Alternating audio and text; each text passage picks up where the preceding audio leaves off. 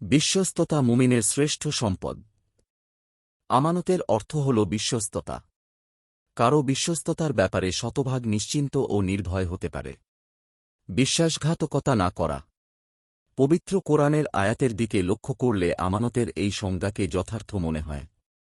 পবিত্র কোরআনে ইরশাদ হয়েছে, হে মুমিনগণ, তোমরা জেনে শুনে আল্লাহ ও তাঁর রাসূলের সঙ্গে বিশ্বাসঘাতকতা করো না এবং তোমাদের পরস্পরের আমানত সম্পর্কেও বিশ্বাস ভঙ্গ করো না। সূরা আনফাল আয়াত ২৭। উল্লিখিত আয়াতে মহান আল্লাহ তাঁর বান্দাদের আমানত রক্ষার প্রতি বিশেষভাবে গুরুত্ব দেওয়ার আদেশ দিয়েছেন। সেটা আল্লাহর হকের ক্ষেত্রে যেমন প্রযোজ্য, তেমনি বান্দার হকের ক্ষেত্রেও প্রযোজ্য। আমানতের ক্ষেত্রে যত্নবান হওয়া একজন মুমিনের উৎকৃষ্ট চারিত্রিক গুণ।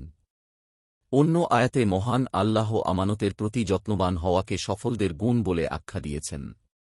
ইরশাদ হয়েছে, অবশ্যই মুমিনরা সফল হয়েছে, আর যারা নিজেদের আমানত ও ওয়াদা রক্ষা করে।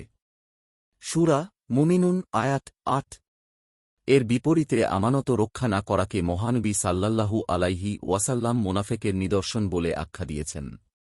আবু হুরায়রা রাদিয়াল্লাহু আনহু বলেন, রাসূল সাল্লাল্লাহু আলাইহি ওয়াসাল্লাম বলেছেন, মোনাফেকের চিহ্ন তিনটি: ১.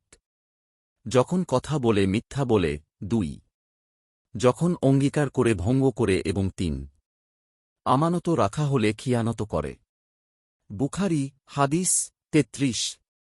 তাই প্রতিটি মুমিনের উচিত আমানতের ব্যাপারে শতভাগ যত্নবান হওয়া। মহান আল্লাহ সবাইকে তাওফিক দান করুন। নিয়মিত ইসলামিক এবং স্বাস্থ্য বিষয়ক ভিডিও পেতে লাইক, কমেন্ট, ফলো এবং চ্যানেলটি সাবস্ক্রাইব করে পাশে থাকবেন। মহান আল্লাহ আপনাকে উত্তম যা দান করুক। আমিন।